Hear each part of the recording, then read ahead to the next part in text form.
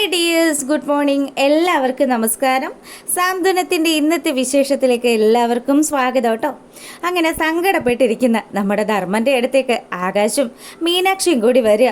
ധർമ്മമാമന് തല്ലുകൊണ്ടിട്ട് ഇവരാരും ഒന്നും സംസാരിച്ചിട്ടില്ലല്ലോ. അപ്പം ആകാശ് എന്നിട്ട് മാമൻ്റെ അടുത്ത് ചോദിച്ചു, മാമന് സങ്കടമായോ? ഏയ് സങ്കടമൊന്നും ഇല്ലടാ, ഇപ്പം എൻ്റെ എല്ലാ സങ്കടവും മാറി. എന്താണെന്നറിയാവോ, എനിക്ക് തല്ലുകൊണ്ട വിവരങ്ങളൊക്കെ അറിഞ്ഞിട്ട് എൻ്റെ ഗോമതി ഏട്ടത്തി ചോദിക്കാൻ പോയില്ലേ, അതുമല്ല ബാലേട്ടനും ചോദിച്ചു. പിന്നെ ആര്യനും അതുപോലെ ആനന്ദും ഒക്കെ പ്രതികരിച്ചു. ഇപ്പതാ നീയും വിവരങ്ങൾ അന്വേഷിക്കാൻ വന്നല്ലോ. അപ്പം എനിക്ക് അതുകൊണ്ട് തന്നെ ആ കാര്യങ്ങൾ ആലോചിച്ച് ഒരുപാട് സന്തോഷമുള്ളത്. എനിക്കും ചോദിക്കാനും പറയാനും ഒക്കെ ആൾക്കാരുണ്ടെന്ന് എൻ്റെ ഏട്ടന്മാരൊന്ന് അറിഞ്ഞോട്ടെ. അത് ശരിയാ. എന്നാലും ധർമ്മമാമ ആശുപത്രി പോകണമെങ്കിൽ പോകാമെന്ന് മീനാക്ഷി പറഞ്ഞു. ഏയ് കുഴപ്പമില്ല മോളെ, മാമൻ ഇതൊക്കെ ശീലമാണ്. പിന്നെ മാമനെ ഇപ്പം തല്ലിയെങ്കിലും ഇപ്പം എനിക്ക് ഇത്രയും ആൾക്കാർ എൻ്റെ കാര്യങ്ങളിൽ ഇടപെടാനുണ്ടെന്ന് അവന്മാർക്ക് അറിയില്ലല്ലോ. പിന്നെ ഞാൻ അനിയനാണല്ലോ, ആ ഒരു സ്നേഹം വെച്ചിട്ടായിരിക്കും അവരെന്നെ ശിക്ഷിച്ചത്. എന്തായാലും ഇതൊരു വല്ലാത്ത കാര്യമായി പോയി. ഒരിക്കലും ഇതൊന്നും ഞങ്ങൾക്ക് അംഗീകരിക്കാൻ പറ്റത്തില്ല. ധർമ്മമാമനെ തൊട്ട് കഴിഞ്ഞാൽ ഞങ്ങൾ ആരും സഹിക്കില്ല എന്ന് കൂടി ആകാശ് പറഞ്ഞതും ധർമ്മം നമ്മുടെ ആകാശിനെ കെട്ടിപ്പിടിക്കുക. നിന്നെപ്പോലെയുള്ള അനന്തരവന്മാരും അതുപോലെ എൻ്റെ ഗോമതി ചേച്ചിയെ പോലെയുള്ള ഒരു ചേച്ചിയും ബാലേട്ടനെ പോലെയുള്ള ഒരു അളിയനും കൂടി ഉള്ളത് എൻ്റെ ഭാഗ്യമായിട്ടാണ് മോനെ ഞാൻ കാണുന്നതെന്ന് പറഞ്ഞു. അങ്ങനെ അവിടെ ആ ഒരു സീൻ കഴിയുമ്പോൾ നമ്മളെ കാണിക്കുന്നത് നമ്മുടെ ആര്യൻ ഡ്യൂട്ടിയും കഴിഞ്ഞ് അവൻ്റെ ബൈക്കിൽ വരുന്ന നേരത്ത് ആ ബൈക്കിന് വട്ടം കൊണ്ടുവന്ന് രണ്ടുപേര് വണ്ടി വെച്ചു. അതിൽ നിന്ന് ഇറങ്ങുന്നത് നമ്മുടെ മിഥുനും അവൻ്റെ കൂട്ടുകാരനുമായിട്ടുള്ള ആ പയ്യനുമാണ്. അങ്ങനെ ആര്യനാണെങ്കിലോ, എടാ നീ എൻ്റെ മുന്നിൽ വരാൻ ധൈര്യപ്പെട്ടു അല്ലേ, നീ ഇങ്ങ് വാടാന്ന് പറഞ്ഞ് ആര്യൻ വണ്ടിയിൽ നിന്ന് ഇറങ്ങി നേരെ ചെല്ലുന്നത് മിഥുൻ്റെ കഴുത്തിന് കുത്തിപ്പിടിക്കാനാണ്. മിഥുൻ ആ ഹെൽമെറ്റ് മാറ്റിയിട്ട് ആര്യനോട് പറഞ്ഞു, ആര്യ എനിക്ക് നിന്നോടൊരു കാര്യം സംസാരിക്കാനുണ്ട്. നീ എന്തായാലും ഇനി എന്നെ ഒന്നും ചെയ്യരുത്. നിന്നെ ഞാൻ ഒന്നും ചെയ്യരുതെന്നല്ലേ. എടാ മിത്രയുടെ പണവും സ്വർണവും അത് മാത്രമോ അവളെ വഞ്ചിക്കുകയും ചെയ്തിട്ട് നീ നാട് വിട്ടതല്ലേ. എടാ സ്വർണത്തിൻ്റെ പകുതിയൊക്കെ ഞാൻ നിനക്ക് തരാം, പക്ഷേ എന്നാലും ഒരു ഡീല് നമുക്ക് സംസാരിക്കണം. അങ്ങനെ പറഞ്ഞിട്ടും ആര്യൻ അവൻ്റെ കഴുത്തിൽ പിടിവിടാതിരിക്കുമ്പോൾ കൂട്ടുകാരൻ ചെറുക്കൻ പറഞ്ഞു, അതെ ആര്യ, ആദ്യം അവൻ എന്താ പറയുന്നതെന്ന് നീ ഒന്ന് കേട്ടതിന് ശേഷം ആ ഡീലിന് നീ ഓക്കെ ആണെങ്കിൽ നമുക്ക് നടത്താടാ. നീ എന്താ പറയാൻ വരുന്നത്? എടാ മിത്രയെ എനിക്ക് തിരികെ വേണം, മിത്രയെ ഞാൻ നോക്കിക്കോളാം, പൊന്നുപോലെ നോക്കിക്കോളാന്ന് മിഥുൻ നമ്മുടെ ആര്യൻ്റെ അടുത്ത് പറഞ്ഞു. എൻ്റെ ഭാര്യയെ ചോദിക്കുവാണോടാന്ന് ചോദിച്ച് മിഥുൻ്റെ കരണക്കുറ്റി നോക്കി നമ്മുടെ ആര്യനൊരു അടി വെച്ച് കൊടുക്കുക. ഈ സമയമാണെങ്കിൽ മിത്രയ്ക്ക് എന്നെ ഇഷ്ടമാടാ, ഞാൻ അവളോട് മെസ്സേജ് അയച്ചും ഫോട്ടോ അയച്ചും ഒക്കെ കാണിക്കുന്നൊക്കെയുണ്ട്. എന്നിട്ടും അവൾ എന്നോട് താല്പര്യത്തോടു കൂടി തന്നെയാണ് സംസാരിക്കുന്നത്. ഞങ്ങളെ ഒന്ന് ജീവിക്കാൻ അനുവദിക്കുക ആര്യാന്ന് പറഞ്ഞ് ഈ മിഥുൻ ബഹളം വെക്കുന്ന സമയത്ത് ആര്യൻ മിഥുൻ്റെ കഴുത്തിന് കുത്തിപ്പിടിക്കുക. അപ്പോൾ ഇതൊക്കെ കണ്ട് ഞെട്ടി ഉണരുന്ന മിത്രയാണ് നമ്മളെ കാണിക്കുന്നത്. ശരിക്കും ഇത് മിത്ര കണ്ട ഒരു ദുസ്വപ്നം മാത്രമായിരുന്നു. അങ്ങനെ അവൾ കണ്ണു തുറന്ന് നോക്കുമ്പം ശരിക്കും ആര്യൻ അവിടെ കിടന്ന് നല്ല ഉറങ്ങുക. അങ്ങനെ ആര്യൻ ഉറങ്ങുകയാണല്ലോ, ഇനിയിപ്പോൾ സമാധാനമായിട്ട് കിടക്കാം. എന്തായാലും ഈ മിഥുനെ കൊണ്ടുള്ള ശല്യത്തിന് ആരും തന്നെ ഒരു പരിഹാരം കണ്ടോളൂ എന്നൊക്കെ ആലോചിച്ച് നമ്മുടെ മിത്രക്കുട്ടി ഉറങ്ങാനായിട്ട് അങ്ങനെ കിടക്കുന്നു. അപ്പം ആര്യൻ നല്ല ഉറക്കത്തിലാണ്. അങ്ങനെ പിറ്റേ ദിവസം രാവിലെ ആയതും നമ്മുടെ ആര്യൻ അവൻ മുറ്റത്തൊക്കെ നടന്നിട്ട് ജോഗിങ്ങൊക്കെ കഴിഞ്ഞ് വന്നിട്ട് നമ്മുടെ മിത്രയെ നോക്കുക. ചേടാ ഇത്രയും സമയമായല്ലോ, ഇവളെന്താ എഴുന്നേക്കാത്തത്? അങ്ങനെ മിത്രയുടെ അടുത്ത് വന്ന് ആര്യൻ ഇരുന്നു.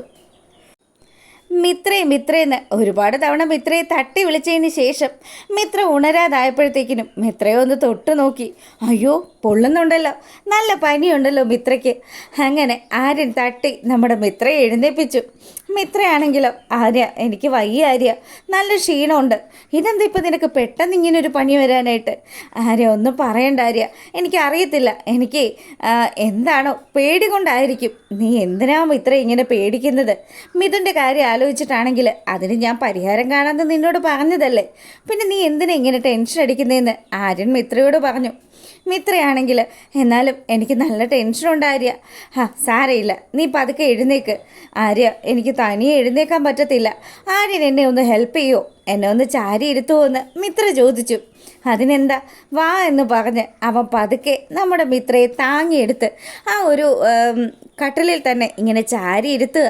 അപ്പോൾ ഈ സമയമാണെങ്കിൽ മിത്രയ്ക്ക് നല്ലപോലെ ആര്യൻ ഇങ്ങനെ തന്നെ കെയർ ചെയ്യുന്നുണ്ടല്ലോ, ആ ഒരു സ്നേഹമൊക്കെ മിത്രയ്ക്ക് തോന്നുക.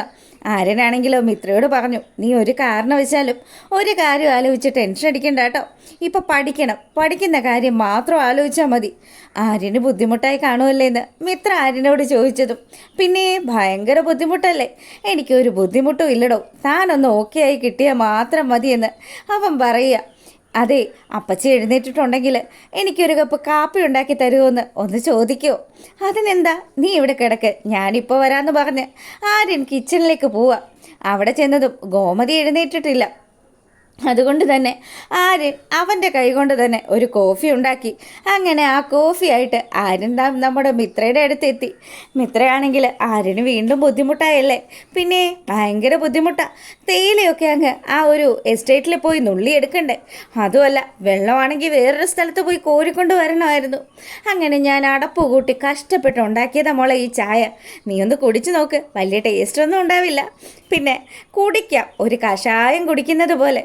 അങ്ങനെ ആര്യൻ കൊടുത്ത കോഫി കുടിച്ചു കഴിഞ്ഞപ്പോൾ മിത്ര പറഞ്ഞു, ആര്യ നന്നായിട്ടുണ്ടല്ലോ, പിന്നെ എന്നെ പുകഴ്ത്തൊന്നും വേണ്ട കേട്ടോ.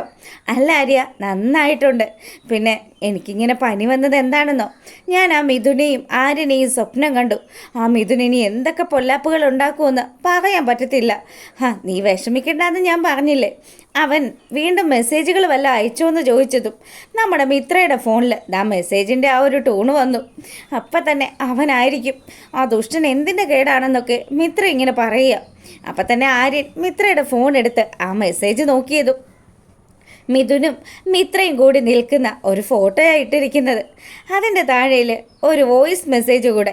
അതെ, ഈ ദിവസങ്ങളൊക്കെ നമുക്ക് മറക്കാൻ പറ്റില്ലല്ലോ, എന്നാൽ നമുക്കൊന്ന് കാണാൻ പറ്റുന്നത്. അങ്ങനെ ചോദിച്ചതും മിത്രയാണെങ്കിൽ എന്താ ആര്യ, അവൻ എന്താ ഇട്ടിരിക്കുന്നത്? അതോ ദേ നോക്കെന്ന് പറഞ്ഞ് ആ ഫോട്ടോ എടുത്ത് നമ്മുടെ മിത്രയെ കാണിച്ചു കൊടുക്കുക. മിത്ര നല്ലതുപോലെ സങ്കടത്തിലായി. ആര്യ, എനിക്ക് നല്ല പേടിയുണ്ട് ആര്യ, ഇനി അവനെങ്ങാനും എന്നെ ചീത്തയാക്കാൻ വേണ്ടിയിട്ട് എൻ്റെ ഏതെങ്കിലും ഫോട്ടോസൊക്കെ എടുത്ത് മോർഫ് ചെയ്യുമോ എന്നുള്ളൊരു ഡൗട്ട് അതെനിക്കുണ്ട്. എന്തായാലും നീ വിഷമിക്കുമൊന്നും വേണ്ട മിത്രേ, നിനക്ക് തണലായിട്ട് ഞാനുണ്ടല്ലോ. അതെ, എനിക്ക് ആ ഒരു സമാധാനം മാത്രമേ ഉള്ളൂ ആര്യ. ആര്യൻ എൻ്റെ കൂടെ നിന്നല്ലോ, ആര്യൻ എന്നെ മനസ്സിലാക്കുന്നുണ്ടല്ലോ.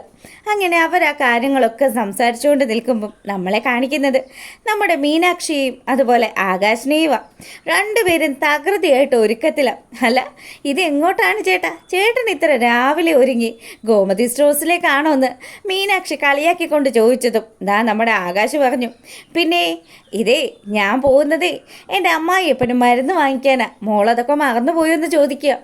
അയ്യോ നേരാണല്ലോ, അച്ഛന് മരുന്ന് വാങ്ങിച്ചു കൊടുക്കാമെന്ന് ആകാശ് പറഞ്ഞല്ലേ.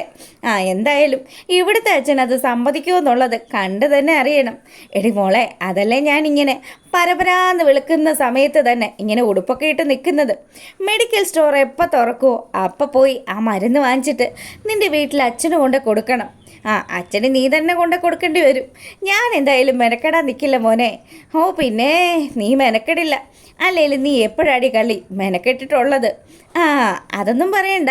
ഇനിയിപ്പം ഇതിൻ്റെ പേരിൽ ബാലച്ചൻ എന്തൊക്കെ വിഷയങ്ങൾ ഉണ്ടാക്കുമെന്ന് കണ്ടു തന്നെ അറിയണം മോനെ.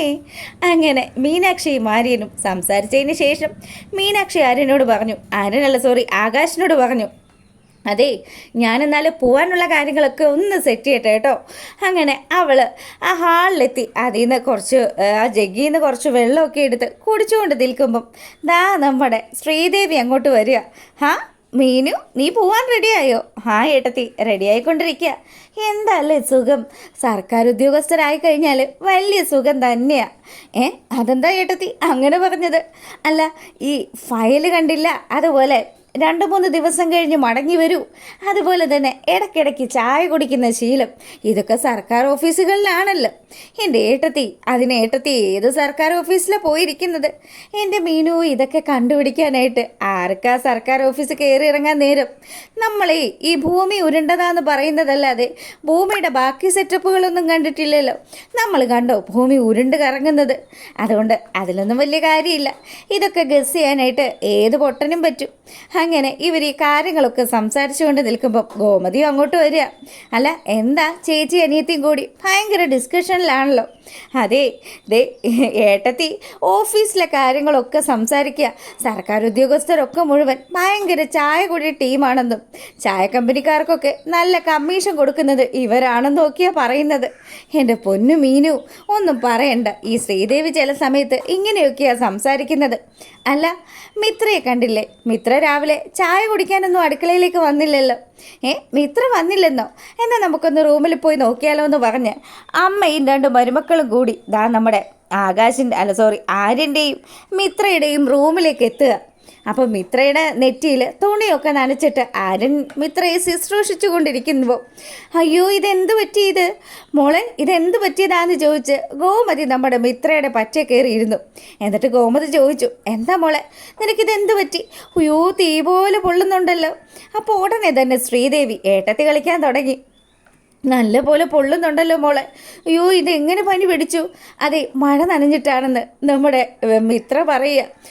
മഴ നനഞ്ഞെന്നോ? അതിന് മഴ എപ്പോൾ നടന്നു? മഴയൊന്നും ഇപ്പോൾ ഈ അടുത്തിടക്ക് പെയ്തില്ലല്ലോ എന്ന് മീനാക്ഷി പറയുക. അത് കേട്ട പാടെ തന്നെ ദാ ശ്രീദേവിയും പറഞ്ഞു, ആ അത് ശരി തന്നെയാണല്ലോ, ഇപ്പം മഴയൊന്നും പെയ്യുന്നില്ലല്ലോ. സത്യം പറയും. അതെ പേടിച്ചിട്ടാണ് വീണ്ടും നമ്മുടെ മിത്ര അവളുടെ നാക്കുളുക്കിയതാണ്. അപ്പം ആര്യനാണെങ്കിലോ നശിപ്പിച്ചു, ഇവളെല്ലാം ഇപ്പം ഇവരെ അറിയിക്കും. അങ്ങനെ ആര്യൻ അത് ആലോചിച്ചുകൊണ്ട് നിൽക്കുമ്പം നമ്മുടെ മിത്രയുടെ ഫോണിലേക്ക് വീണ്ടും മിഥുൻ്റെ മെസ്സേജ് വരിക. അത് കണ്ടപ്പോൾ തന്നെ ശ്രീദേവി പറഞ്ഞു, ദേ ഫോൺ അടിക്കുന്നുണ്ടല്ലോ, ആരോ മെസ്സേജ് അയക്കുന്നുണ്ടല്ലോ എന്ന്. അപ്പം തന്നെ ആര്യൻ നമ്മുടെ മിത്രയുടെ ഫോൺ ഇങ്ങോട്ട് വാങ്ങിച്ചു. മിത്രയുടെ ഫോൺ എന്താ ആര്യൻ ചെക്ക് ചെയ്യുന്നതെന്നായി ശ്രീദേവിയുടെ അടുത്ത ക്വസ്റ്റ്യൻ. അങ്ങനെ ആര്യനാണെങ്കിലോ അതിനെന്താ, ഇപ്പം ഞാൻ മിത്രയുടെ ഫോൺ ചെക്ക് ചെയ്താൽ എന്ത് പറ്റാനാ? അപ്പം തന്നെ ആര്യനും അതുപോലെ നമ്മുടെ മിത്രയ്ക്കുമൊക്കെ പരസ്പരം ഒരു ടെൻഷൻ ഉള്ളതുപോലെ ശ്രീദേവിക്കും മീനാക്ഷിക്കും ഒക്കെ തോന്നി. എന്തോ ഇവർ മറച്ചു പിടിക്കുന്നുണ്ട്. എന്തായാലും എന്തായിരിക്കും എന്നുള്ള കാര്യം മാത്രം അറിയത്തില്ല. മിഥുൻ അയച്ച മെസ്സേജ് വായിച്ച് നോക്കുമ്പോഴത്തേക്കിനും നമ്മുടെ ആര്യൻ ഞെട്ടിത്തെറിച്ച് നിൽക്കുക. അയ്യോ ഇനിയിപ്പോൾ കാണണം എന്നുള്ള കാര്യമാണ് അവൻ വോയിസിലിട്ടിരിക്കുന്നത്. എന്തായാലും കാണാമെന്ന് തിരിച്ച് നമ്മുടെ ആര്യൻ മിഥുന് മെസ്സേജ് അയക്കുന്നതും അതുപോലെ ഇതെന്താ ഇവിടെ സംഭവിക്കുന്നതെന്നറിയാതെ അവിടെ നിന്ന് കറങ്ങുന്ന ശ്രീദേവിയും മീനാക്ഷിയും അതുപോലെ ഗോമതിയും ഒക്കെ കാണിച്ചുകൊണ്ടാണ് ഇന്നത്തെ വിശേഷം അവസാനിക്കുന്നത്. അപ്പം വീഡിയോസൊക്കെ ഇഷ്ടമാകുകയാണെങ്കിൽ ഒന്ന് ലൈക്ക് ചെയ്തിട്ട് കാണുക. അതുപോലെ തന്നെ സബ്സ്ക്രൈബ് ചെയ്ത് കാണാത്തവരൊക്കെ ഒന്ന് സബ്സ്ക്രൈബ് ചെയ്തുകൂടെ സപ്പോർട്ട് ചെയ്തേക്കുക. അപ്പം എല്ലാവർക്കും ഒരു നല്ല ദിവസം ആശംസിച്ചുകൊണ്ട് ഇന്നത്തെ വീഡിയോ വൈൻഡപ്പ് ചെയ്യണേ. അപ്പോൾ ഓക്കെ, താങ്ക്